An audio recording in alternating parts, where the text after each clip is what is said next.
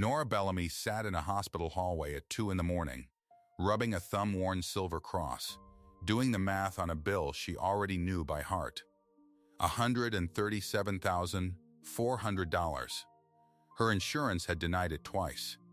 She did the math anyway, the way you press on a bruise. She did not cry. She had learned a long time ago that crying used up energy she needed for the morning. Down the hall, behind a door with a paper snowflake taped to it, her 7-year-old was sleeping through another bag of somebody else's blood. Junie needed a marrow donor. The National Registry had come back with one hit. One. And the hit was impossible. The name on it was Grant Warrick, a real estate developer 3 counties over. The son of a dead pastor Nora had never once heard of. When the church board met, 40 of them in a fellowship hall that still smelled of coffee, somebody played Grant's voicemail out loud. His voice filled the room, smooth and certain. There's no relation. Some people will fake anything for money. 40 people heard it. Nobody laughed. But in a lab across town, a supervisor was frowning at a printout. She kept looking at the numbers. This wasn't a distant cousin. This wasn't a fluke on the far branch of a family tree. The machine was calling it something much closer than that. She opened her mouth to say the word, and then she stopped herself, because the word would change everything, and she wanted to be sure. If you've ever been underestimated by someone who should have looked closer, this story is for you. Before we go on, do me a favor. Subscribe so you're here when the truth finally comes out, and comment the town you're watching from. I want to see how far Nora's story travels. Then stay with me, because none of these people know yet what that little silver cross is about to prove. Now let me take you back to where it starts. In Cedar Hollow, Ohio, they lined Main Street for the hearse. It was a Tuesday, the first Tuesday of the month, though nobody thought about that yet. The sky was the flat gray of an old nickel. Men who had not worn a suit since their own weddings stood on the curb with their hats in their hands. Children were told to be still, and for once they were. When the long black car came around the corner by the 5 and dime, an old woman near the front pressed her fingers to her mouth and let out a small sound. And then everybody understood it was all right to grieve out loud. Pastor Elias Warrick had died at 79, in his sleep, in the house behind the chapel he had built with his own 2 hands. 30 years he had led Cornerstone Chapel. 30 years of Sunday mornings and Wednesday nights, of weddings and funerals, of standing at the edge of hospital beds when the machines went quiet. He had baptized thousands. That was not an exaggeration people made up for the eulogy. Somebody had actually counted, once, in an old ledger, and the number was real. He had raised the chapel on 14 acres of good land at the east edge of town. The glebe, the old-timers called it, using a word most people had forgotten. In spring the field turned green as a promise. Elias used to walk it in the evenings with his hands behind his back, and folks driving past would honk, and he would lift one hand without turning around, like a man who knew every horn by heart. Now he was in the long black car, and the town he had held together for 3 decades stood in the cold to watch him pass. At the front of the procession walked his 2 children. Grant, 48, broad and well-fed, chin up, playing the part of the grieving son, the way a man plays a hand he's already won. Beside him, his sister Sylvia, 45, in a coat that cost more than most of the mourners made in a month. She did not weep. She watched the crowd the way a woman watches a room she is about to sell. People said afterward that she looked composed. People are not always good at telling composure from calculation. Nobody in Cedar Hollow was thinking about a hospital 3 counties away. Why would they? Their whole world was the man in the box and the field he had loved. 3 counties over, in a different kind of building, Nora Bellamy was still in her scrubs. She had come straight from a shift. She was a home health aide, which is a polite way of saying she spent her days doing the things nobody else would do for people nobody else would visit. She bathed the ones who could no longer bathe themselves. She learned the names of their dead spouses so she could ask about them. She was 34 years old, and she had a face that people looked past on the street. and she had made her peace with that a long time ago. That afternoon she had sat with a man named Roy, who was 91 and dying, and mostly alone. Roy's television had gone dark 2 weeks back. The cable company had cut it off over a bill of $41. And Roy, who could not remember what year it was, remembered exactly that his team was in the playoffs and he was going to miss it. He kept looking at the black screen like it had betrayed him. Nora did not have $41 to spare. She had less than that, honestly, after the pharmacy. But she called the cable company from Roy's kitchen, on hold for 31 minutes, and she paid the bill with the card she kept for emergencies. And she did not tell anyone. When the picture came back on, Roy's whole face changed. He watched 9 innings with his mouth open like a boy. He died 4 days later, and the last thing he saw that mattered to him was his team taking the lead in the 7th. Nora never mentioned it. That is the thing you need to understand about her before you understand anything else. She did the good thing, and then she carried it out with the trash. She did not think her kindness was worth talking about, because she did not think she was worth talking about. The world had taught her that, and she had believed it, and she was wrong, and she did not know how wrong. By evening, she was at the children's hospital, holding her daughter's hand. Junie was 7 and small for it. The leukemia had taken her hair and given her a wisdom no 7-year-old should have. She knew the names of her nurses. She knew which vein was the good one. She knew, in the way children know things they are never told, that the grown-ups around her were frightened, and so she had decided, on her own, to be brave enough for all of them. She patted her mother's hand when the needle went in. "It's okay, Mama," she said. "I've got a tough arm." Nora smiled at her and said, "You've got the toughest arm in Ohio." And under the smile she did the math again. The transplant her daughter needed was not something you could pray your way into. It needed a match. A marrow donor whose blood spoke the same secret language as Junie's, and so far no one on earth did. The doctors were kind about it. The doctors were always kind, which was how you knew it was bad. That is the picture I want you to hold. A dying old man's town on one side, weeping in the cold for a saint. A living little girl on the other, 3 counties away, whose mother the world had never bothered to see. 2 families. One dead, revered, wealthy, one alive, invisible, broke. Nobody yet had any idea that a single thread ran between them, thin as a hair and strong as a fact. The thread was about to be pulled. It was Junie's oncologist who pulled it, without meaning to. Her name was Dr. Reyes, and she was tired in the way good doctors are tired, and one Thursday she sat Nora down and said the word registry. "There's a national database, Doctor," Reyes said. "Bone marrow donors. Millions of people who swabbed a cheek and said yes. We enter Junie's markers, and the computer looks for anyone in the whole system who could be a match. It's a long shot. I want to be honest with you. But it's a shot, and I'd rather take it than not." "Do it," Nora said. There was no other answer. They swabbed Junie's cheek, and they swabbed Nora's too, to map the family side. And Nora filled out a form that asked about relatives. She wrote her mother's name, Delphine Bellamy, and after it she wrote the word deceased, and her pen stopped for a second, because 6 years was not long enough to make that word stop hurting. Then the form asked about her father. Nora looked at the blank line a long time. "I never knew him," she said finally, out loud, to no one. The nurse across the desk glanced up. Nora shook her head a little, embarrassed. "My mama never said much. Just that he was a good man in a hard spot." She almost smiled. That was the whole story I ever got. A good man in a hard spot. Her hand went, the way it always did when she thought of her mother, to the little cross at her throat. It was silver, worn nearly smooth on one edge from 30-some years of somebody's thumb before it had become her thumb. Delphine had never taken it off.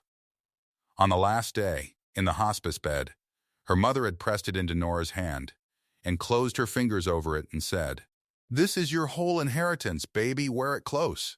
And Nora had thought her mother meant it as a sad little joke, because there was nothing else. No money, no house, no father, no name that opened any doors. Just a cheap silver cross rubbed thin by love. She wore it close. She wrote unknown on the father line and handed the form back. Sentiment. That's all it was. A cross, and a saying, and a grief. Nobody in that room, least of all Nora, understood they had just entered the one clue that would break a 30-year silence wide open. The registry came back 9 days later. Doctor, Reyes called her at work.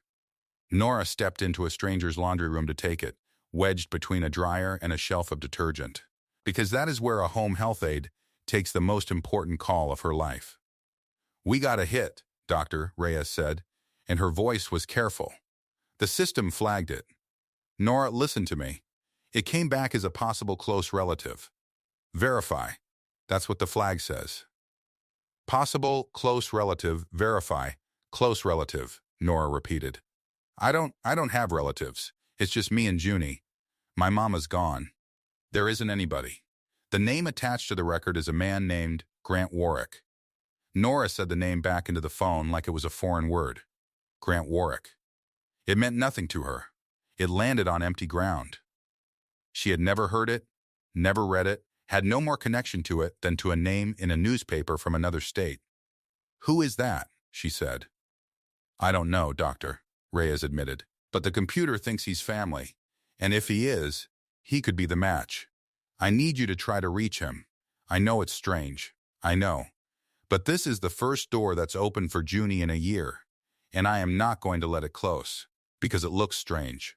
So Nora, who did not know how to do anything but the direct thing, found the number for the estate that handled the Warrick name, and she called it. A woman answered, a cool, even voice. "Warrick Estate." "My name is Nora Bellamy," Nora said. "I'm sorry to bother you. This is going to sound crazy. My daughter is sick. She needs a bone marrow donor, and a national registry matched her to a Grant Warrick as a possible relative, and I'm just trying to reach him, to ask if he'd get tested. That's all. Just tested." There was a silence on the line. It went on a beat too long. And Nora, who had spent her life reading the small sounds people make, heard the woman on the other end go very still. Not confused still. Not what a strange call still. Something else. The stillness of a person who has just heard a thing she was afraid to hear. "There's no relation," the woman said. And she hung up. The woman's name was Sylvia Warrick Poole. She was the executrix of her father's estate, and she had just spent 3 weeks making sure every loose thread of the old man's life was cut clean and burned. She set the phone down in its cradle, very gently. Then she sat for a while, not moving, in the study that had been her father's, looking at a spot on the desk where something used to be. A sealed envelope she had taken from that exact spot the night he died. And she thought about how much easier everything would be if certain people simply gave up. Nora did not give up. She did not know how. That night her phone buzzed with a number she didn't recognize, and when she played the voicemail, a man's voice came out of it. Smooth and certain and cruel, in the offhand way of a man who has never once been made to pay for anything. "Yeah. This message is for the Bellamy woman. This is Grant Warrick. I got a call that you've been telling people we're related. Let me save you the trouble. There's no relation. My father was a public man, and people come out of the woodwork every time somebody with money dies. Some people will fake anything for money. Don't call the office again." Nora listened to it twice. Then, she sat on the edge of Junie's hospital cot with the phone in her lap, and she felt something she was not used to feeling. Not anger exactly. She didn't have the luxury of anger. It was closer to bewilderment. She had asked for a swab. A cheek swab. She had not said one word about money. She had not asked for $1. She had asked a stranger to let a machine touch the inside of his cheek so that her daughter might not die, and he had answered her like she was a thief. She saved the voicemail. She wasn't sure why. She only knew that a person who has been called a liar wants to keep the evidence that they told the truth. The Warricks buried the old man that Saturday, and afterward there was a reception in the fellowship hall, the good kind, with ham and scalloped potatoes and 3 kinds of jello, and the whole town filing through to shake hands with the grieving children. Grant stood by the coffee urn accepting condolences like a man collecting rent. Sylvia worked the room. It should have been a clean day. The saint was buried. The estate was sealed. The future was a subdivision waiting to be built. But a reporter had heard something. He was a young man from the county paper, more ambitious than careful, and he had gotten wind of a phone call, of a sick child and a marrow match and a name. He cornered Grant near the coffee urn, right there in the fellowship hall, with 40 people close enough to hear, and he asked the question plainly. Was it true there was a woman claiming a blood relation to the late pastor? Was it true there might be a family nobody knew about? Grant should have said nothing. A wiser man would have smiled and steered him to the door. But Grant Warrick had never in his life let a smaller man question him. And grief had made him reckless. And the whole room was watching, and so he raised his voice so that all of them would hear it and know where he stood. My father gave his life to this church, Grant said. 30 years. He did not have some hidden family stashed in a duplex on the east side. That's filth, and I won't have it said over his casket. You print one word of it, and I will own your paper by Friday. The room went quiet. Somebody's fork clicked against a plate. An old deacon near the wall lowered his eyes and did not raise them again. It was, everyone agreed later, a powerful moment. A son defending his father's good name. It played beautifully. It was also, though not one soul in that room knew it yet, the single loudest wrong thing any human being said in this entire story. Because Grant had reached for the cruelest, most specific denial he could find, and in doing so, he had named the exact truth. A duplex. On the east side. He thought he was inventing an insult. He was reading out an address. Hold on to that. A duplex on the east side. You're going to hear it again. 3 counties away, Nora was not thinking about Grant Warrick's speeches. She was thinking about a donor. That was the whole of her mind now. Narrowed to a single point of light. Not the estate. Not the pastor. Not whatever this dead man's money was. A donor. She went to see Dr. Anand. Dr. Priya Anand ran the Hla lab, the place where they read the secret language of blood. And she had asked to meet Nora in person, which the front desk staff said almost never happened. She sat Nora down in a small office with a window that looked out on a parking lot, and she folded her hands on the desk. I want to explain something to you, Doctor, Anand said, because I think people have not been straight with you, and you deserve straight. Okay, Nora said. When we match donors, we're reading markers. Think of it like a very long combination lock. A random stranger will share a few of the numbers with you by pure chance, a distant cousin, a few more. The report you got flagged this Warrick match as a possible close relative and asked us to verify. I did some of that verification myself. She paused. She was choosing her words like a person crossing a creek on stones. Mrs. Bellamy, the overlap here is not what you see in a distant cousin. It's not even close to that. This is a very tight match. Tight enough that I would stake my license on the 2 of them being closely related by blood. How closely, I can't say without a confirmed sample from him. But I want to be honest with you. When I look at these numbers, I don't see a stranger. I don't even see a cousin. Then what do you see? Nora asked. And Dr. Anand looked at her for a moment, at this tired woman in scrubs with a cheap cross at her throat, and she decided not to say the word yet because it was too big to say without proof. I see somebody worth fighting for that swab, she said instead. That's what I see. Whatever it takes to get that man to test, you get it. Because if I'm right, he isn't just a maybe. He's the answer. Nora drove home that night with the word Dr. Anand hadn't said sitting in the car with her like a passenger. She didn't dare name it either. But something in her had shifted.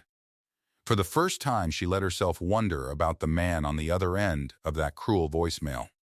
Who he was. What he had. Why a stranger's blood should know her daughter so well. And she thought about her mother. A good man in a hard spot. She had never once, in 34 years, pressed her mother for more than that.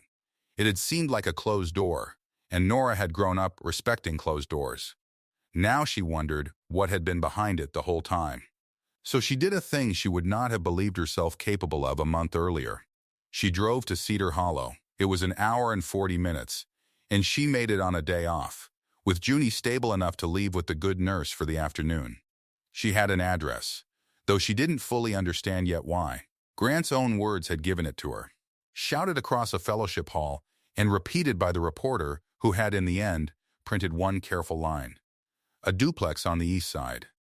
Nora had done what she always did, the patient invisible work, and she had found the street and the number from an old rental record in her mother's papers that she had never once had a reason to question. Because here is the thing she had forgotten, or never let herself add up. The duplex on the east side of Cedar Hollow was her mother's old address. It was where Delphine had lived, long ago, before Nora, in the years Nora only knew as a blank her mother never filled in. Nora had the address in a shoebox the whole time. She had just never had a reason to lay it next to a dead pastor's name. Now she stood on the cracked sidewalk in front of it. A plain brick duplex, 2 doors, 2 mailboxes, a dogwood tree gone leggy with age. Nothing special, nothing that looked like the center of any storm. And yet Nora stood there and felt the ground tilt under her, because Grant Warrick had stood in a room full of people and sworn his father never came here. And Nora was holding a paper in her own mother's handwriting that said this was home. An old man was watering a strip of grass next door. He was watching her the way people watch a stranger who has stopped too long in a quiet neighborhood.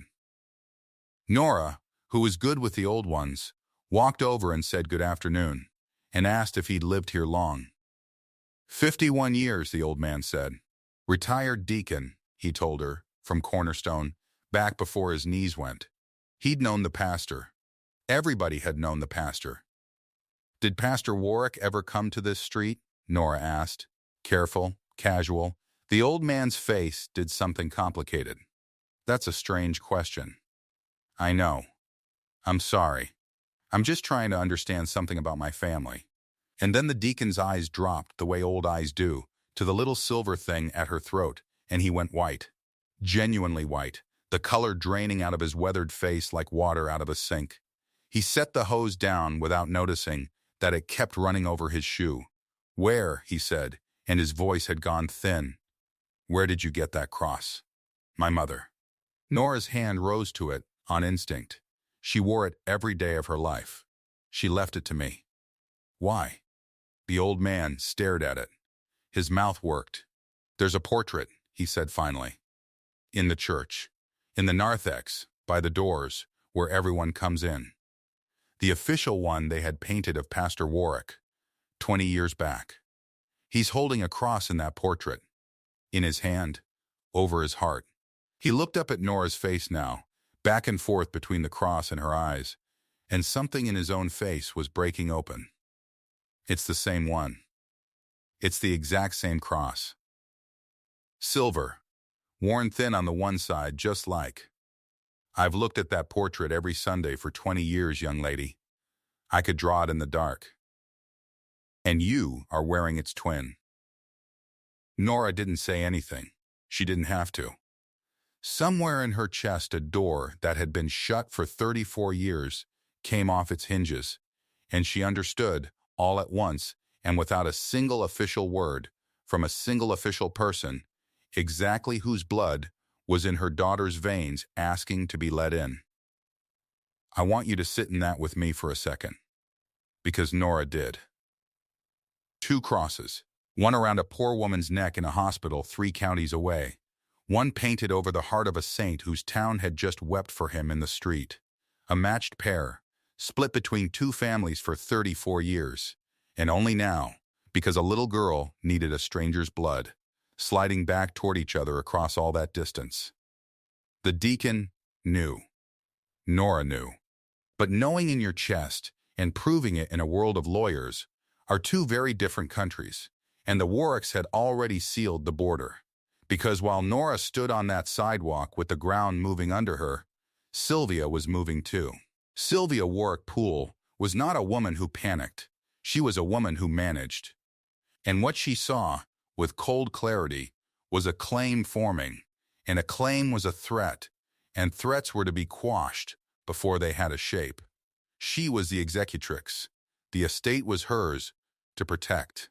$4.6 million, most of it in that 14-acre glebe her brother had a developer's dream for.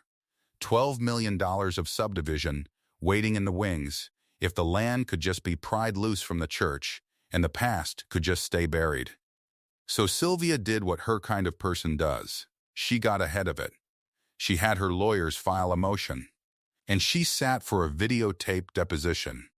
Because she knew that if this ever reached daylight, the tape would matter. And she wanted her version on the record first. Clean and cold and quotable. She sat very straight in the chair. The camera light was red. Her lawyer nodded. And Sylvia looked into the lens and said the thing that would, one day, be played back to her in a room she could not walk out of. Let me be clear, since apparently it needs to be said. There is no second family. My father was a man of God for 30 years, and I will not sit here and let his memory be robbed by strangers. What there is a woman who wants money and a sick child to sell it with. That's it. That's the whole story. It's sad. It genuinely is.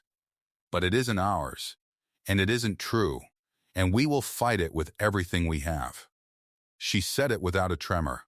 She believed in that moment that she was defending her father. She was, though she did not know it, defending a lie he had spent 30 years trying to protect the very woman she was slandering. And every word of that tape was being recorded in perfect clarity to be kept. The way Nora had kept the voicemail, by the machinery of a legal system that does not forget. Grant, for his part, refused to test at all. His lawyers sent a letter. Their client declined to submit any biological sample and considered the matter of any alleged relation closed. He hid behind the letter the way a small man hides behind a big desk. A cheek swab. That was all the world was asking of him. A cotton tip against the inside of his cheek. 10 seconds. No needle, no pain, nothing.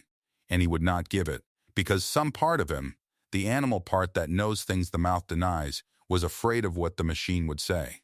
So there it stood, a dying child who needed a donor who would not test, a mother the whole family had branded a liar on tape, a cross and its twin, 34 years apart, that no court would look at, and a sealed envelope in a dead man's study that only one living person knew about, sitting in a drawer, waiting for someone to decide whether the truth got to breathe or got to burn.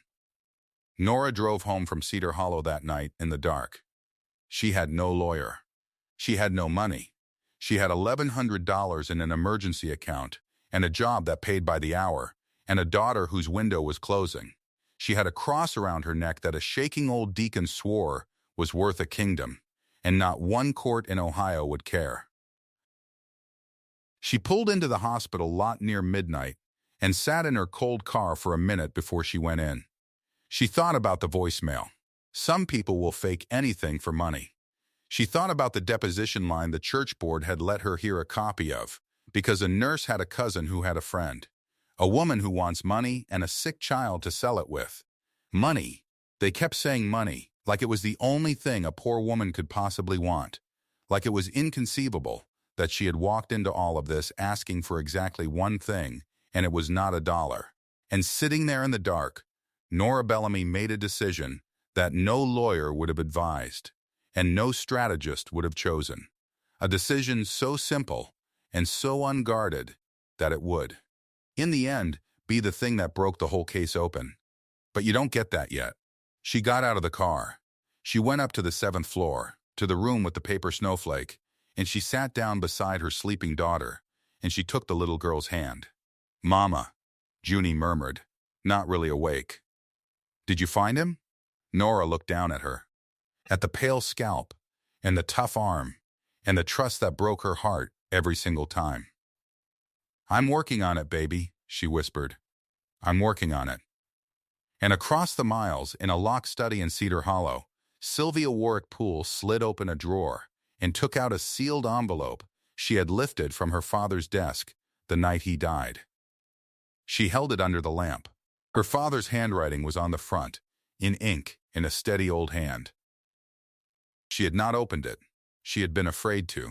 She sat with it a long time, turning it over, thinking about the 14 acres and the $12 million and the 30 years of a name that had to stay clean. Then she reached over and turned on the little brass reading lamp, and she picked up a book of matches from the drawer beside it, and she looked at the envelope, and she thought about how easy it would be to make all of this simply stop existing. She struck the match. The match flared. It threw a small circle of gold across the desk, across her father's steady handwriting, across the years. Sylvia Warrick Poole held it there, an inch from the paper, close enough that the corner of the envelope curled a little in the heat, the way old paper does before it takes. And then she didn't. She sat with the flame burning down toward her fingers, and she watched her father's name on the front of that envelope, written in his own hand, and something in her would not let the fire touch it. Not love. She told herself it was not love.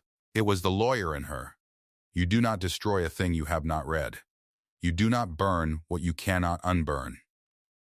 She shook the match out. A thin thread of smoke went up and curled against the lamp. She put the envelope back in the drawer. She turned the little brass key, and she told herself she would deal with it later, when her head was clear, when the estate was settled, when the woman with the sick child had gone back to whatever county she'd crawled out of. She did not know it yet. But that was the moment she lost. Because 2 counties away, Nora Bellamy was making a different kind of decision. She'd gone home from the hospital at dawn. She'd fed Junie's fish.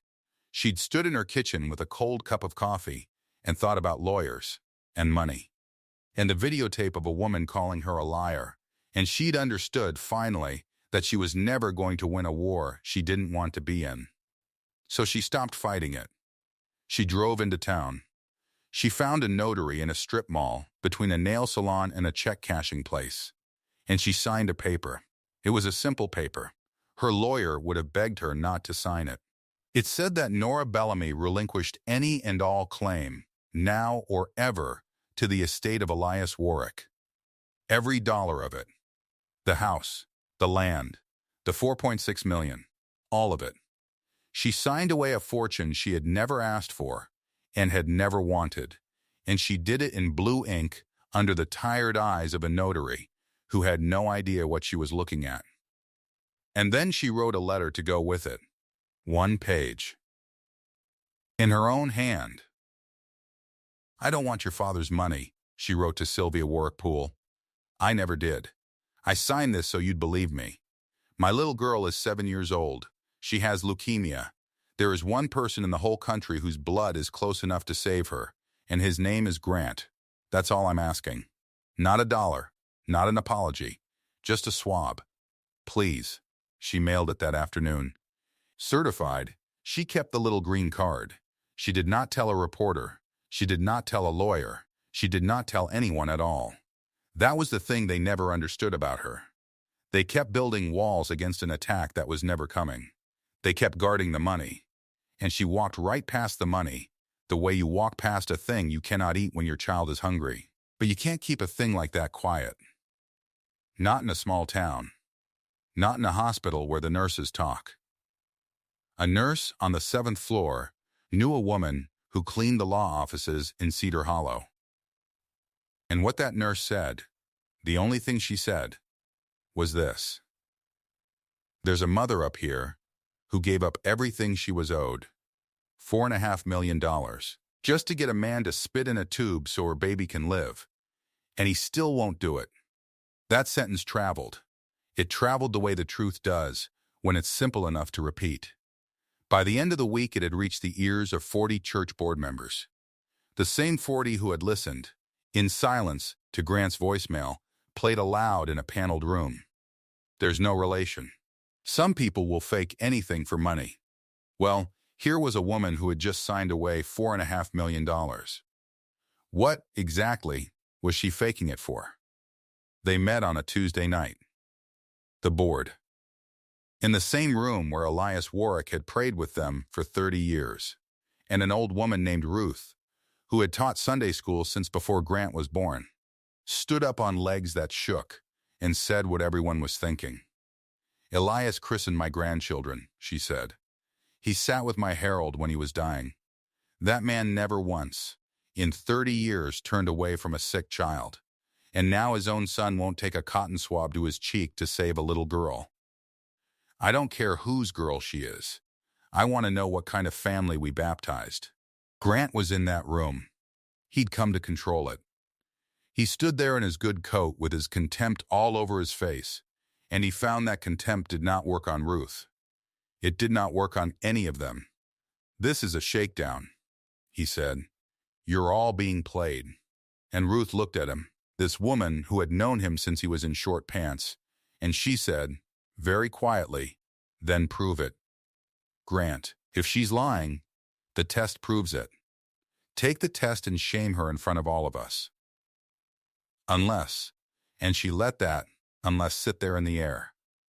"Unless he took the test. He took it certain." That's the part you have to understand. Grant Warrick walked into that clinic absolutely sure the machine would clear him, and he already had the press release written in his head. He would test, the test would come back a stranger's blood, and then he would sue that woman into the ground and rezone his 14 acres and build his subdivision and never think about any of it again. He gave the swab. He smirked at the technician. He drove home. And in a lab 3 floors below the transplant ward, Dr. Priya Anand ran the numbers she had been half dreading for 2 weeks. She'd seen the first flag, possible close relative verify. She'd told Nora, quietly, off the record, that this was no distant cousin. Now she had Grant's own sample. Now she could put the two side by side and let the machine do the only thing a machine ever does, which is tell the truth without caring who it hurts. She sat in front of the screen for a long time. Then she called her supervisor in, and she called the transplant coordinator in, and she said the number out loud, because a number like that you do not keep to yourself. "This isn't a cousin," she said. "The shared markers, the haplotype, this is sibling range. Grant Warrick and Nora Bellamy share a parent. There's no other reading." Grant got the call the next morning. He did not go white the way people say. He went a color there isn't a good word for. He was standing in his kitchen with a piece of toast in his hand, and the voice on the phone told him that his blood and that woman's blood came from the same well, and the toast just stayed there in his hand, and he did not say anything for so long that the woman on the phone asked if he was still there. He was still there. He was just, for the first time in 48 years, somewhere he had never been. Because it's one thing to call a stranger a liar. It's another thing entirely to be told, by a laboratory, in a number, that the stranger is your sister. He called Sylvia.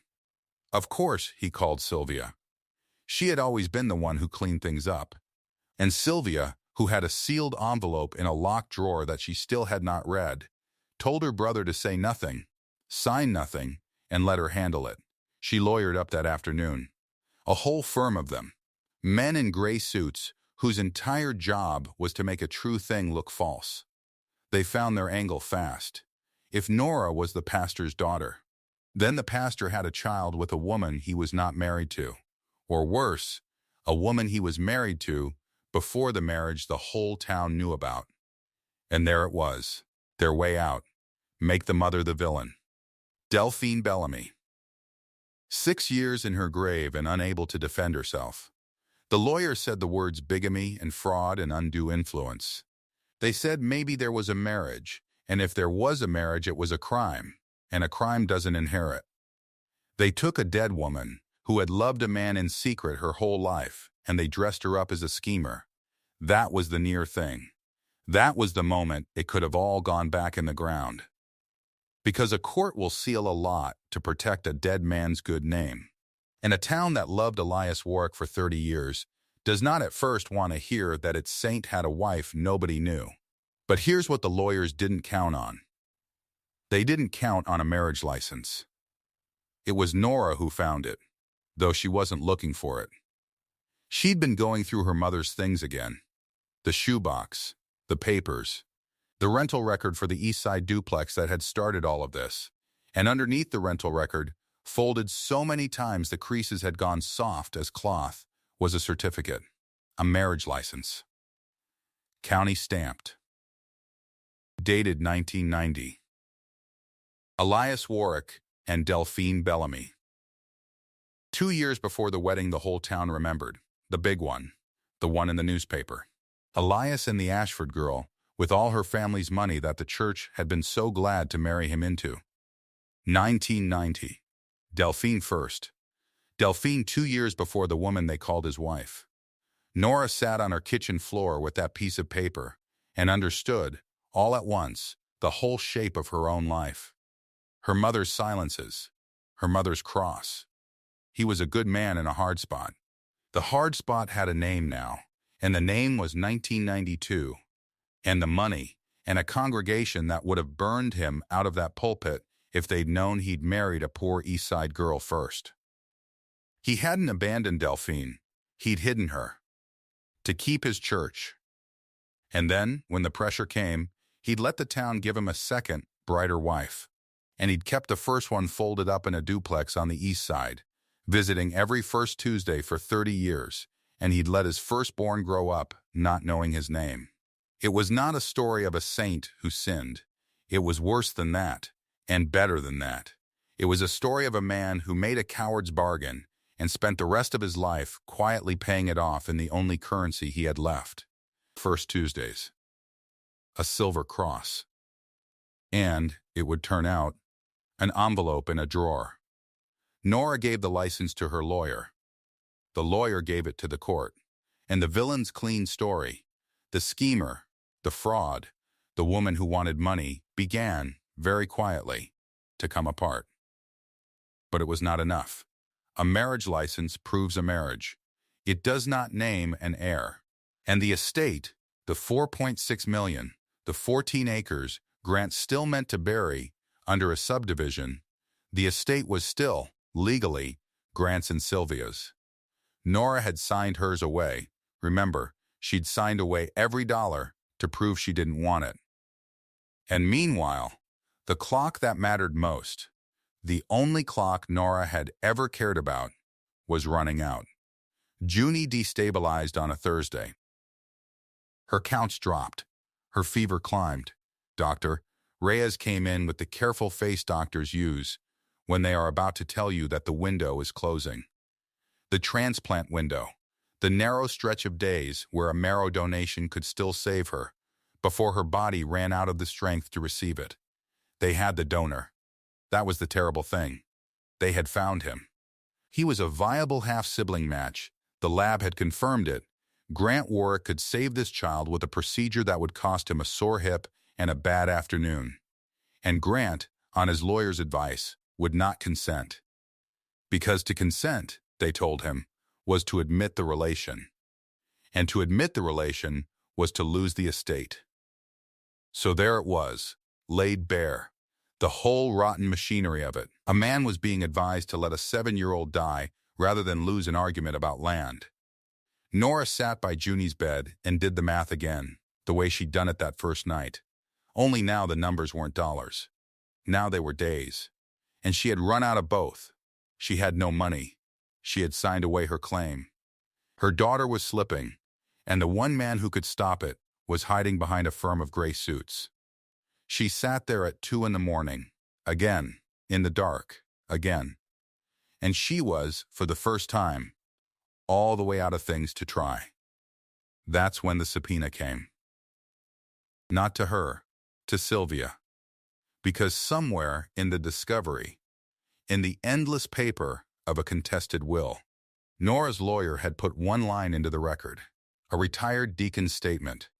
The old man who lived by the duplex, who'd known Elias 51 years. And in his statement he'd mentioned, almost in passing, a thing he'd seen the night the pastor died.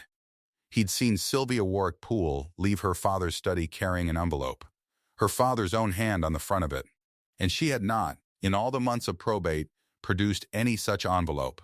An executrix is not allowed to make a thing like that disappear. A judge will forgive a great deal. A judge will not forgive an officer of the estate walking off with a document the night the man dies. Judge Marion Okafor signed the order herself. Produce the envelope. All of it, sealed or not. And Sylvia Warrick Poole, who had struck a match over that envelope and could not bring herself to burn it, now had to carry the unburned thing into a courtroom and lay it on the clerk's table in front of everyone. That is the moment the whole thing turned. Not with a shout, with the small dry sound of a wax seal being broken by a bailiff's thumb. The courtroom was full. The board had come, all 40 of them, Ruth in the front row. Grant sat with his lawyers. Sylvia sat very straight with her hands folded, and if you watched her hands you could see the knuckles go white. Judge Okafor took the pages out of the envelope herself. She read them once, silently, her face giving nothing. Then she put on her glasses, and she read them again, aloud, into the record, so that there would never after be any question of what her father had written. It was a codicil, a handwritten addition to his will, dated, signed, and witnessed by 2 people. One of them, the old deacon, it turned out, who had never said a word because Elias had asked him not to until the day came, and in it, Elias Warrick, in his own steady hand, wrote the thing he had been too much of a coward to say while he lived, and too much of a father to leave unsaid when he died. To my true-born firstborn child, the judge read, Nora, daughter of Delphine, born to me in lawful marriage before the marriage this town arranged for me, I leave the 14 acres of the glebe, and my share of all I own, not to buy back the years. There is no buying them back. But because she is mine, and was always mine, and I let the church make me hide her. Let the record show her name. Let it show it late, but let it show it true. The judge lowered the page. The room did not make a sound, and then it made every sound at once, and the judge had to gavel it down.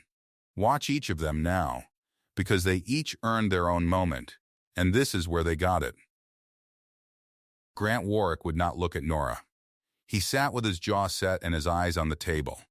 This big, confident man who had told a room of 40 people that his father had no hidden family in a duplex. Print that, and I'll own your paper. He sat there while a judge read, in his dead father's words, that the hidden family was real and was lawful and was of all the unbearable things. First, he was not the firstborn. He had spent 48 years as the son, the heir, the chair of the board, and he was, it turned out, the second child, the one who came after. His whole life resorted itself in front of him, and he could not say a word, because there was nothing left to deny. Sylvia Warrick Poole's hands, on the table, went completely still. She had read 100 wills. She knew exactly what a valid holographic codicil, dated, witnessed, in the testator's own uncontested hand, did to everything she had built. It did not weaken her position. It ended it. And she had known. That was the thing on her face, the thing worse than losing.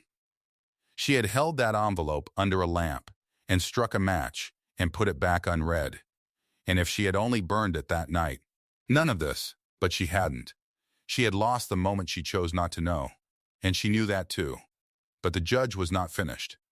Because the law is not only about who was right, it is also, sometimes, about the record. And there was one more thing in the record that had to be read beside the codicil. Enter the deposition, Judge Okafor said. And the bailiff played the tape. It was Sylvia's own face on the screen, months younger, cold and clean and sure of herself, saying the words she had said under oath to make this woman go away. The whole courtroom heard them again.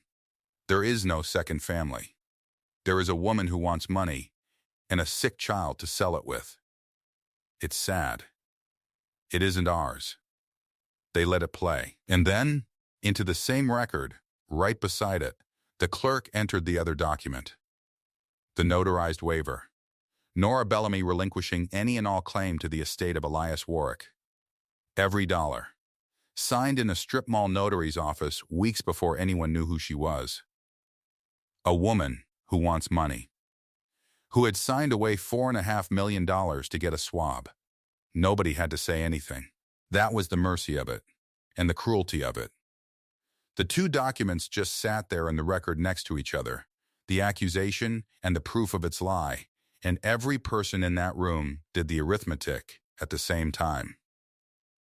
There was one dry beat of silence, and in that silence, Sylvia Warrick Poole's clean, careful reputation, 30 years of a name kept spotless, went down without a single raised voice.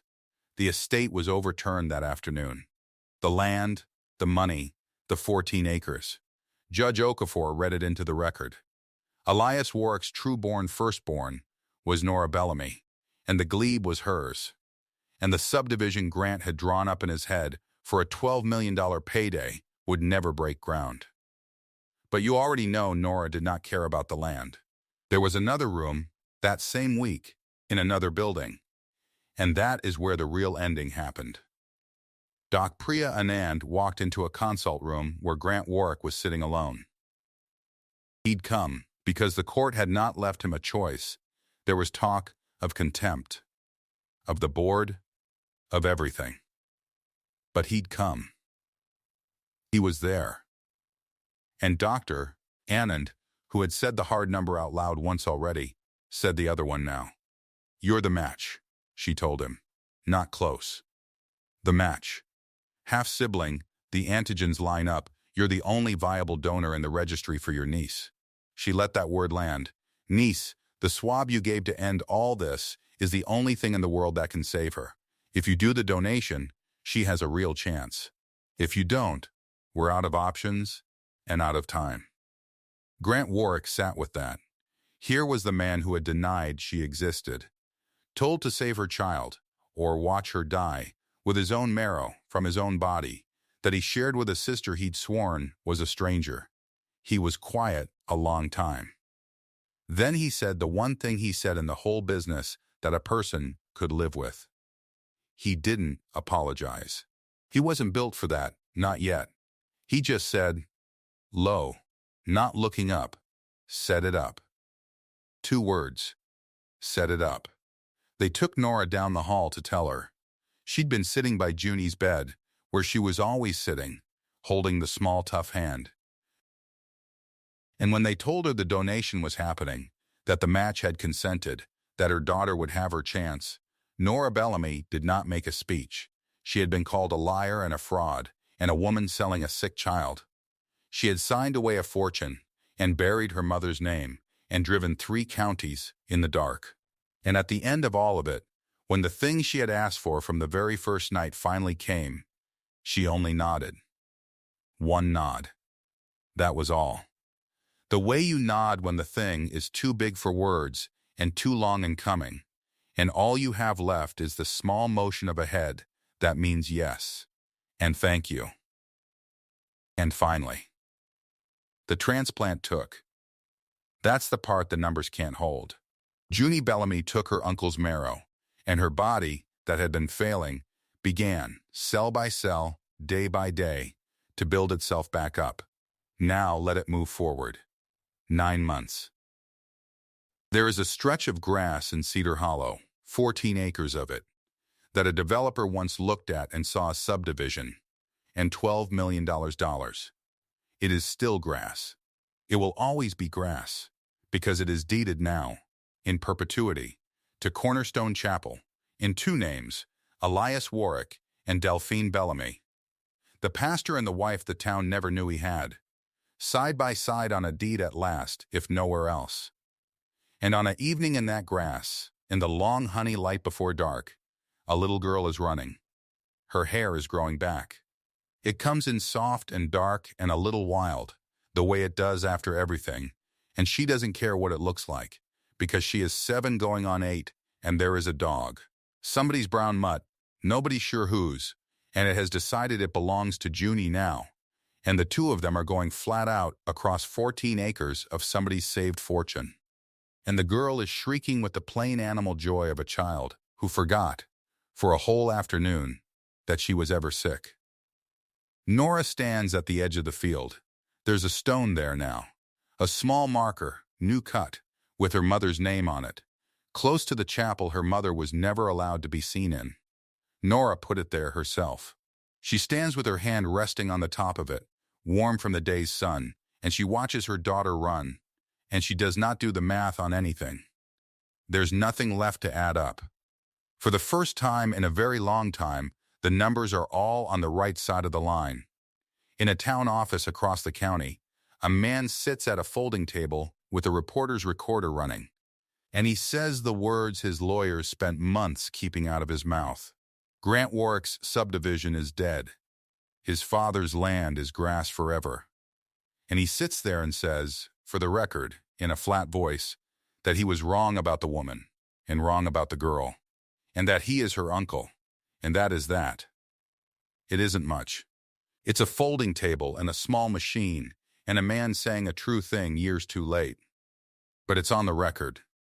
The record he tried so hard to seal now has his own confession in it. And Sylvia Warrick Poole, colder and quieter than her brother, does the one thing left for her to do. She signs the transfer.